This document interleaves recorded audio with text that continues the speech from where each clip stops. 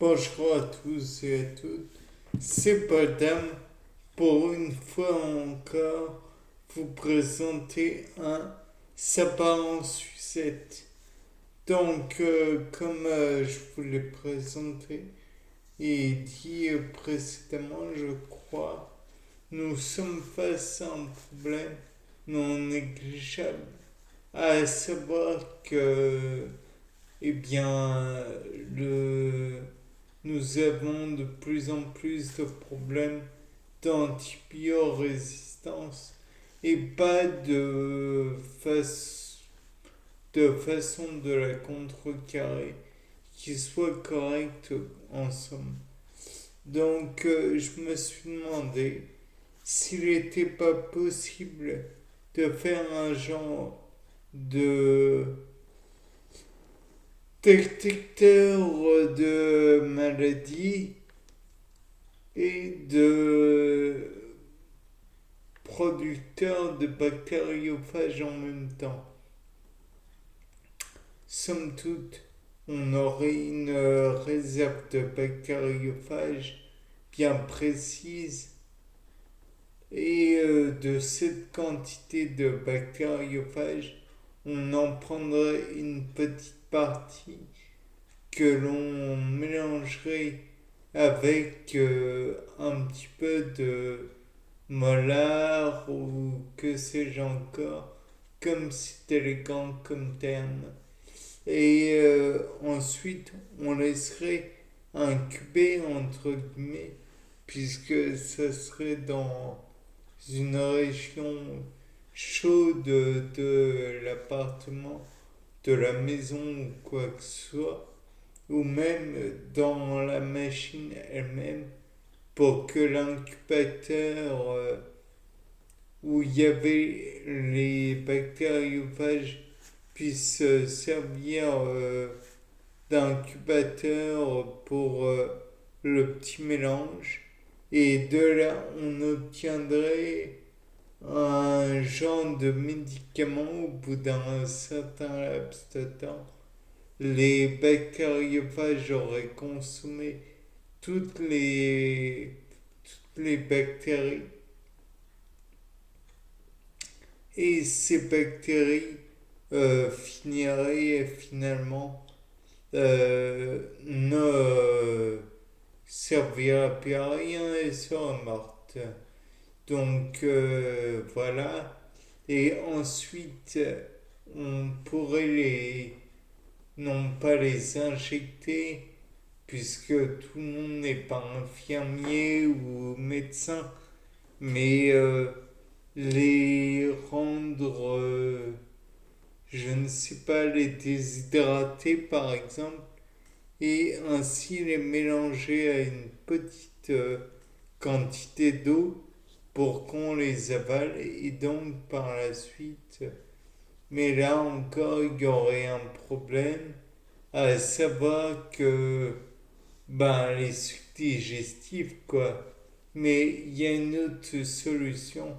Si on ne peut pas les avaler, peut-être peut-on les injecter dans l'autre orifice, bien que tout le monde n'apprécie pas la chose.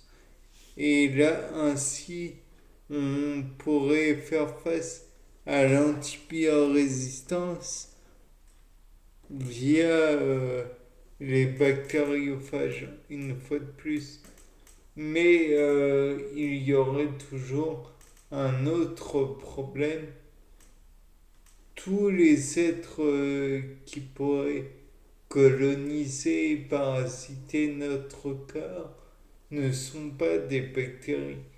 Ça pourrait être des virus, ça pourrait être plein de choses. De plus, il y a encore le problème que ça pourrait prendre beaucoup de temps à incuber et tout ça. Donc, le, l'idée qu'un virus puisse investir, puisse parasiter notre corps, c'est tout à fait envisageable. puisque la grippe elle-même est un virus. Bon, ça, je ne vous apprends pas. Par contre, il y aurait toujours le problème comment dire, du type de lutte qu'on pourrait faire, à savoir la lutte par un virophage. Bon, le virophage, c'est une idée qui est possible, qui pourrait être valable pour certains virus, mais pas tous. De plus, je ne sais pas si le virus de la grippe pourrait être dans les cibles potentielles des virophages. Après tout, c'est quand même assez peu commun pour nous d'utiliser des bactériophages, donc utiliser des virophages qui est encore plus récemment découvert. Je pense que ça va être complexe.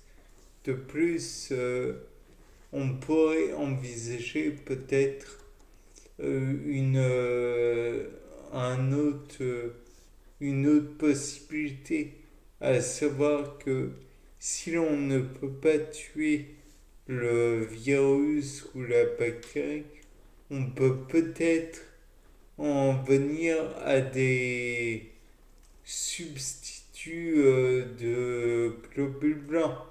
Certes, eux, ils ont déjà les anticorps et tout, mais rien n'empêche de leur donner d'autres armes qui pourraient, à la limite, être les rendre plus agressifs.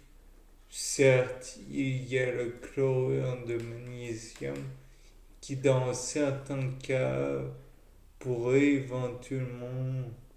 Mais non, ça, je ne pense pas. Néanmoins, le magnésium en lui-même, ou la vitamine C en elle-même, et dope, entre guillemets, les globules blancs. Donc, est-ce que l'on pourrait trouver une autre substance qui pourrait les doper? Entre guillemets, toujours. J'utilise beaucoup trop dopé. De plus, il y a la caféine qui pourrait nous accélérer notre rythme cardiaque. Et donc, qui dit accélérer le rythme cardiaque, je tiens à faire un petit encart. Je parle de caféine, mais la théobromine, la théine, la guaranine, la matéine, même combat. C'est la même molécule à deux ou trois substituants près. Et puis, de toute façon, ça peut n'être que bon d'employer différentes molécules, les unes pouvant éventuellement pallier aux défauts des autres.